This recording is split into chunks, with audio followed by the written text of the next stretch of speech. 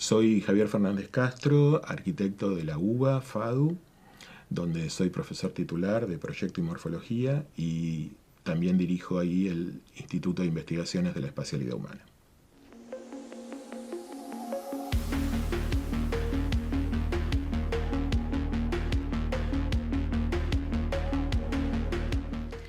Bueno, bienvenidos a este nuevo ciclo de los derechos que supimos conseguir. Hoy vamos a estar hablando del derecho a la vivienda junto con Javier Fernández Castro, que es arquitecto y entre otras cosas impulsó el proyecto de urbanización de la Villa 31. Bueno, gracias por venir hasta acá y por participar. No, gracias a vos. ¿Cómo estás? Todo bien. Bueno, en principio me interesa como hacer un pequeño recorrido sobre cómo fue cambiando la manera de concebir el derecho a la vivienda durante los distintos años. Mirá, la historia del reconocimiento al derecho a la vivienda arranca un poco con lo que se llamaron las constituciones sociales de la época del Estado de Bienestar, digamos, mitad del siglo XX, ¿no? En la Argentina, en la Constitución del 49, es la primera vez que aparece como un derecho social claramente explicitado, en concordancia también con políticas muy activas del Estado. Esto también se suma posteriormente a las políticas que desarrolló el desarrollismo, valga la redundancia, y obviamente, como todo en nuestro país, tuvo un quiebre muy abrupto durante la dictadura cívico-militar.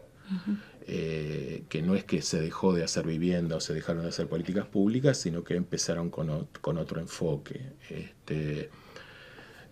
reduciendo el tema de la vivienda a algunas componentes esenciales, infraestructura, loteo, etcétera, un poco en consonancia con las políticas internacionales que fijaban el Banco Mundial, el Banco Internacional de Desarrollo, etcétera. ¿Qué cosas específicas eran? O sea, infraestructura, dijiste, ¿qué otra cosa? Se empezó de pasar, se abandonó una política de vivienda integral, donde se terminaba recibiendo la vivienda llave en mano, como se decía en ese entonces, por algunas componentes de la vivienda, ¿no? Con una crítica muy fuerte a algunos fracasos de esa política anterior, como suele pasar, se descarta todo en vez de hacer correcciones. En ese sentido, empezó a haber lo que se llamó políticas focalizadas, muy en consonancia con el paradigma neoliberal, donde en vez de dar una solución integral, se actuaba sobre algunas componentes, como te decía, que pueden ser las infraestructuras por un lado, la tierra por el otro, los equipamientos sanitarios, pero nunca desde una visión urbana integral como, aunque sea intuitivamente, se había tenido en la etapa anterior. Claro. Ese cambio de paradigma en gran medida lo seguimos arrastrando hasta hoy en las políticas públicas, donde los programas todavía siguen siendo muy fragmentados. Entiendo. ¿Y en los 90 eso un poco se intensificó o...? Sí, desaparecen algunos programas nacionales y empiezan a aparecer algunos otros que aportan otras cuestiones. Por ejemplo, el programa de mejoramiento de barrios, con una visión también que intenta recuperar cierta cuestión integral. Y hasta que serían los 2000, no vuelve a haber políticas integrales de vivienda. Claro. Bueno, ¿qué características tiene que tener hoy en día, digamos, más en el siglo XXI? ¿Qué características tiene que tener una casa, un departamento, un barrio, para ser considerado digno para vivir? Bueno, lo primero, que es una consigna que aparece mucho en lo discursivo, pero poco en la práctica, es pasar de este derecho a la vivienda al derecho a la ciudad, ¿no? que implica una visión no solo de la vivienda cobijo, sino de todos los equipamientos educativos, culturales, el transporte, la accesibilidad al empleo, etcétera, que implican lo que es una vida urbana. En ese sentido, los programas tienen que revisarse profundamente porque siguen siendo fragmentados y no llegan a coincidir en el territorio muchas veces, ¿no? Entonces todas las respuestas son como parciales. Lo que estamos abogando desde hace mucho tiempo es que se vea cada territorio y cada comunidad como un proyecto específico donde concurran todas esas variables y recuperen proyectos integrales. Ok. ¿Qué es el derecho a la ciudad? Es el derecho a ejercer la ciudadanía, a ejercer el espacio de la ciudadanía que es la ciudad, ¿no? Ujú. Si tenés un concepto muy macro, como puede ser el de justicia social, que lo abarcaría todo, habría una justicia espacial también, que tiene que ver con los componentes donde se desarrollan las prácticas cotidianas, las prácticas sociales, ¿no? Los ámbitos donde ejercemos, la vivienda, el espacio público, las instituciones, que estén garantizados esos espacios. Claro. Yendo un poco al proyecto de urbanización de la Villa 31 en actualmente el barrio Mujica, ¿cómo lo pensaron? ¿Cómo se creó ese proyecto? Bueno, en ese momento no estaba tan claro las políticas de reurbanizar aprovechando lo ya construido por la gente, ¿no? Ujú. Existía un paradigma, si se quiere, que venía del desarrollismo, que las villas eran como una anomalía que había que extirpar, barrer y hacer de nuevo, y generalmente en otro lugar distinto a donde estaban radicadas. Claro. Entonces, un poco aprovechando algunas experiencias brasileras, el programa Favela Bairro en Río de Janeiro, apareció posteriormente todo también el urbanismo social de Medellín, apareció como una conciencia de que frente a recursos que son siempre escasos, conviene consolidar en el lugar, aprovechando lo ya construido por la gente como un patrimonio a mejorar y no como una enfermedad a extirpar, casi como se veía Claro. sanitariamente. Claro, sí. Esto permitía también, en la teoría, consolidar los arraigos, la cercanía de los pibes al colegio, de la gente a su trabajo, etc. Y una cantidad de lazos sociales que la erradicación destruía y generaba más problemas. Ujú. Hay una doble cuestión, si querés, de respeto antropológico por ese espacio, esa comunidad, y por otro lado también una conciencia de ahorro de dinero. Estas Claro. soluciones en Brasil costaban la mitad de lo que costaba erradicar y hacer vivienda nueva, ¿no? Entonces, para los que no les interesaban tanto los argumentos sociales y querían escuchar argumentos económicos, Claro. este era un buen argumento. Entiendo. ¿Y me podés contar un poco más de en qué consistía el proyecto de urbanización? Específicamente qué habían pensado? Sí, te estoy hablando hace 20 años atrás que inició toda esta historia, pues es larga. Este paradigma que yo recién te conté no estaba consolidado ni mucho menos, ¿no? Hoy es como el estado del arte y a cualquiera que le preguntes te va a decir lo mismo. Pero en ese momento era como algo bastante disruptivo. Y más con una villa que, a pesar de tener en ese momento casi 90 años de existencia, siempre se la pensaba como que los pobres no debían estar en el centro, que ese lugar era mejor para otras cosas, proyectos de desarrollo inmobiliario, ampliación del puerto, lo que te imagines, que andaba dando vuelta como proyectos para ese sitio. Entonces, plantear este nuevo paradigma con el desarrollo de un proyecto sobre esa villa, que era un poco como la más difícil, era una batalla mayor, digamos, ¿no? Si logramos instalarlo en esto, después por derrame, Claro, entiendo. sería posible de aplicar a las demás. Así que bueno, nosotros empezamos como un proyecto de investigación, un típico UBACIT de la UBA, Ok. sin las pretensiones de que esto tuviera una gestión concreta, sino como un estudio de caso para ir proponiendo. Y trabajando con los vecinos para recabar datos, inquietudes, historias, etc., los propios vecinos lo empezaron a tomar como una herramienta de empoderamiento y de reclamo al poder, ¿no? Y eso, que en principio nos sorprendió, le dio obviamente otra significación al trabajo, que fue una larga lucha de los vecinos hasta lograr el hito que fue la sanción de ley de urbanización, ¿no? En la legislatura y por unanimidad además. Entiendo.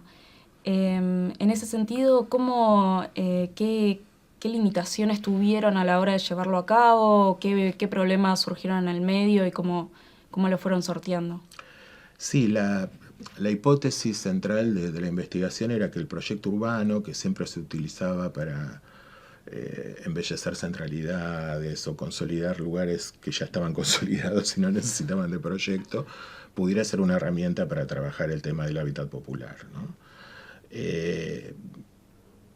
Entonces, siempre se veía con cierta desconfianza, no había experiencias nacionales previas, entonces, bueno, ¿y cómo va a ser esto?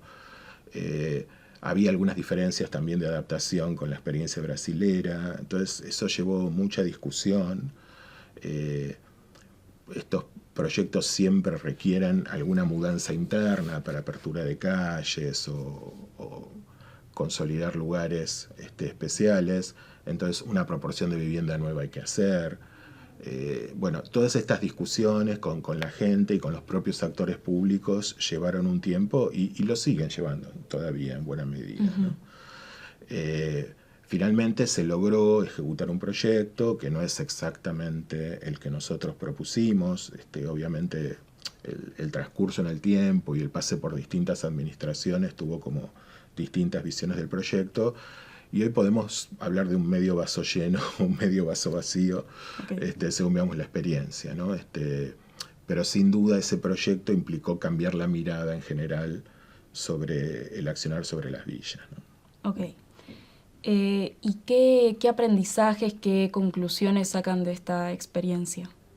Bueno, es obvio, pero es indispensable la participación de los vecinos, en principio como fuente de datos para construir un proyecto y como co-constructores del proyecto, en el sentido que se apropian de él y lo sientan como una reivindicación propia, ¿no? Que cada acción tenga su justificación. Obviamente que también hay distintos intereses dentro de los vecinos. Está el que se tiene que mudar, el que no se tiene que mudar, el que recibe casa nueva, el que recibe casa mejorada, el que queda mejor posicionado dentro de la estructura general, pero el proyecto debe dar una respuesta, vuelvo a repetir la palabra integral, que trate de englobarlos a todos en una comunidad de intereses, ¿no? Un caso claro era que la villa en realidad era es todavía en gran medida una gran sumatoria de barrios distintos, y la consigna de la reurbanización y el nombre también de barrio Carlos Mujica es lo que logró unificar todos esos intereses en principio muy dispersos, ¿no? Entiendo.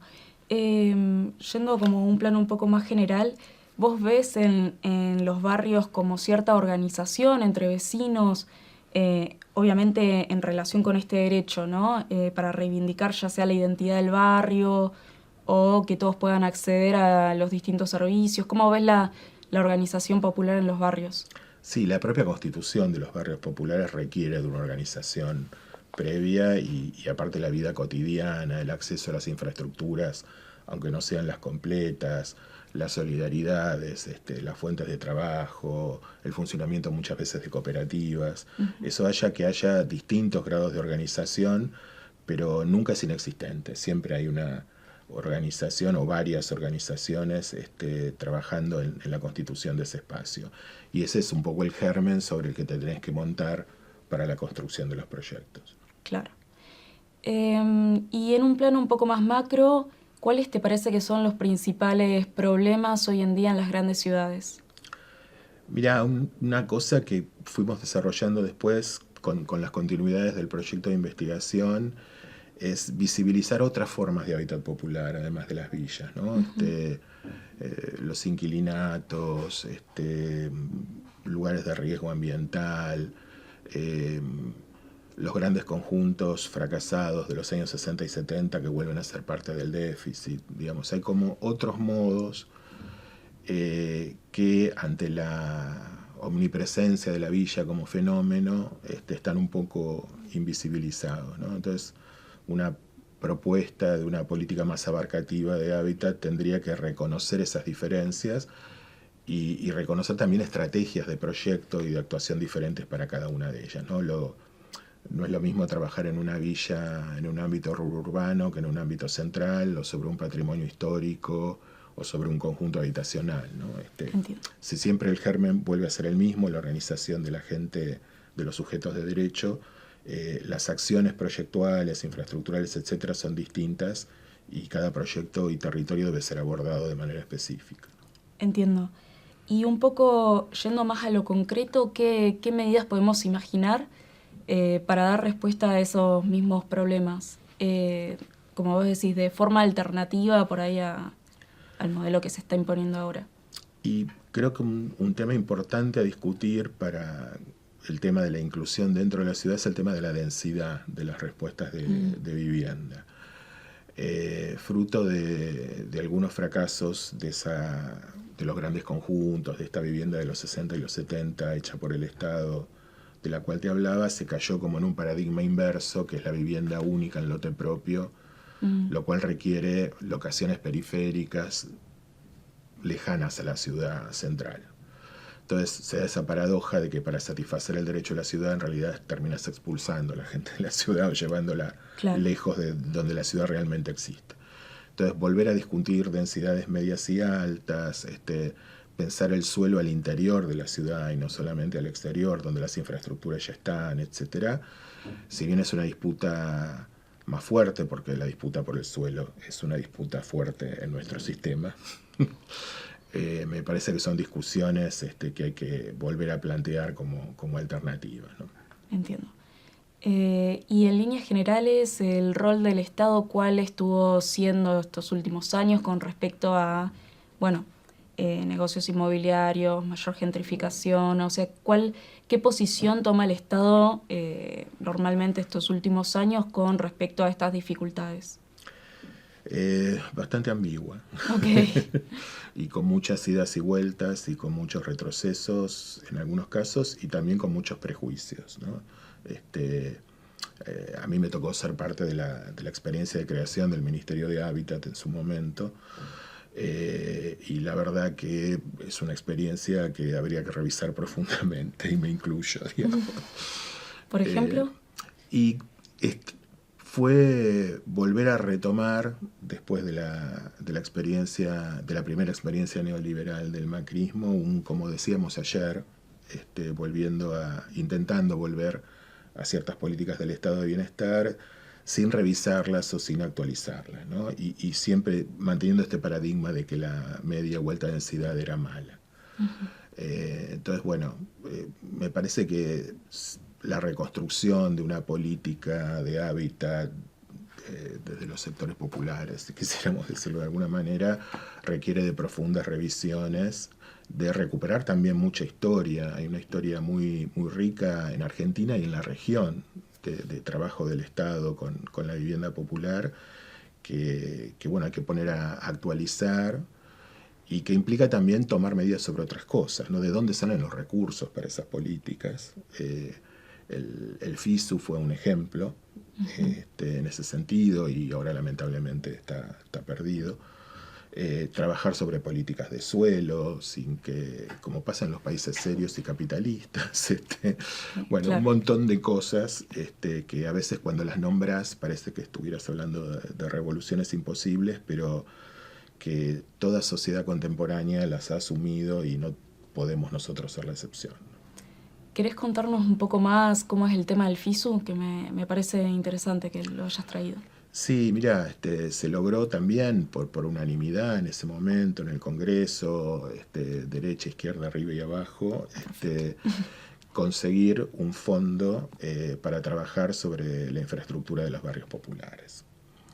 Como contracara se trabajó sobre eso, en general sobre la infraestructura y no sobre otras componentes, ¿no? Un poco por esto que te decía de la herencia de las políticas focalizadas, pero fue una política de Estado, si querés, que por primera vez dijo, con los barrios populares hay que hacer algo, los mapeó, tuvimos noción por primera vez de cantidad y ubicación de todos ellos y de qué cosas había que hacer sobre ellos, y la creación de un fondo para actuar sobre ellos. Uh-huh. Esto lamentablemente, igual que con la desaparición de la obra pública, se ha cortado totalmente, ¿no?